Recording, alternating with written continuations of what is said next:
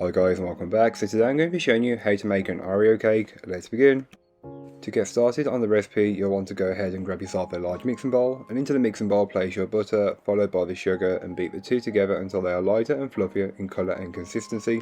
For me this takes normally around 7 to 10 minutes, but it may depend on the environment that you're in. So if you're in a warmer climate it may take less time, and if you're in a colder it may take more. It really just does depend. Once you've achieved the right consistency, you can then go ahead and add in your eggs one at a time, beating well in between each addition, being careful not to split or scramble the mixture. Don't forget to add in your vanilla and mix this in until it's fully incorporated. Then you can go ahead and give the bowl a good scraping down, and this is just to incorporate any bits that may not have been fully worked in from earlier on. You can then go ahead and add in all of your flour and raisin agents and mix these in on a low speed to start with, working your way up to a medium-high speed just until it's almost fully incorporated. Some traces of flour is not an issue, just give the bowl a brief mixing down, I mean very brief, just the top. Then you can go ahead and add in your Oreo crumbs and just fold these into the batter until they are fully combined, making sure you've got even coverage throughout the batter.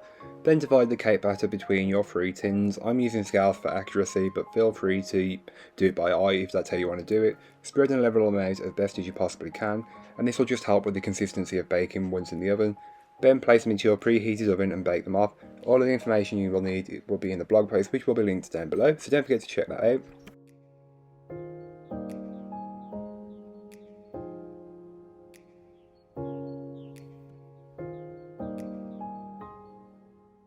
To save time, I've made my Italian meringue buttercream, but I will leave a full recipe down below if you're interested. Then I just added in some Oreo crumbs and just folded those in until it's fully incorporated. I know it doesn't look like a lot of buttercream, but trust me, there's enough here to coat a full cake. You want them specks of the biscuit in there just to show that it is an Oreo cake. Then once your cakes are baked and fully cooled, you can then go ahead and remove the dome off the top by levelling them. I find a cake leveler works best, but you may use a knife and ruler or whichever method works best for yourself.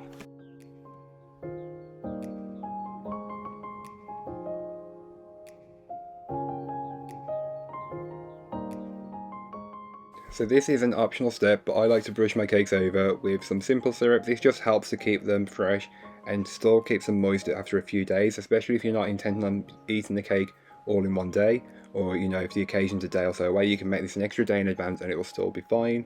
Then you can go ahead and make your ganache, which will be used for the drips. So into your bowl place your milk chocolate, dark chocolate and your cream, mix them together and then place into the microwave or over a hob of boiling water, and just mix until it's melted, and it should come together and be very smooth and glossy. That's what you're looking for.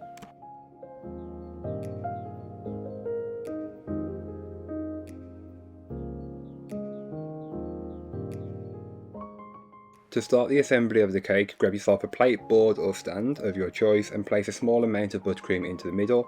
Then place your first layer of cake on top, pressing down to secure it in place.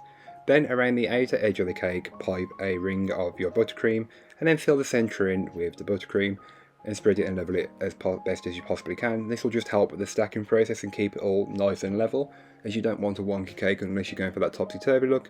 Top that with your second layer of cake and repeat the process of piping a ring of buttercream around the edge, filling the centre, getting it as smooth and level as possible. It doesn't have to be perfect, but as close to that as possible will help achieve the perfect look for your cake.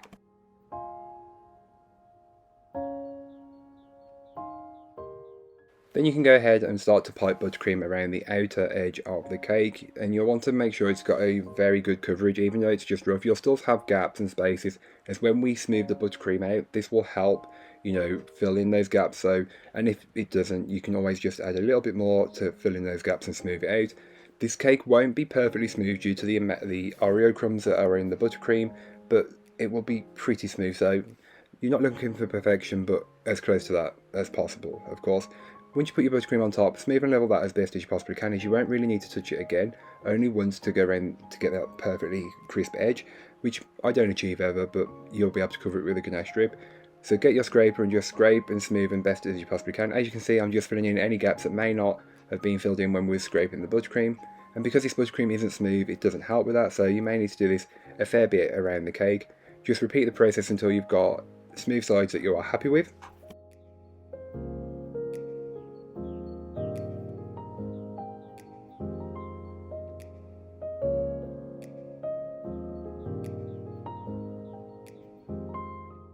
Don't forget to remove those scraggly bits that may be around the top edge of the cake. Just smooth them into the centre of the cake, as the top of the cake doesn't really get seen by anybody, as we'll be piping rosettes and doing a chocolate drip.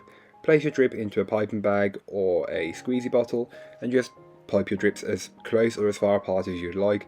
And you know, the more pressure you put on, the longer the drip will be. But remember, this isn't an extremely tall cake, it's just an average 3-layer cake, so don't make them too far, otherwise it'll go right to the bottom and look messy.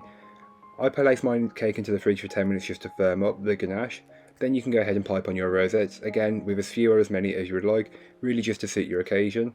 Don't forget to fill in the middle of the rosettes with some of that chocolate ganache so it looks nice and perfect when you finish your cake. And then in between each rosette I like to place an Oreo biscuit, but feel free to do this when you're going to serve the cake, as you don't want the biscuits to go soft. If you're serving it this on the day that you're making the cake, you're good to go. If not, place them on just before you serve the cake.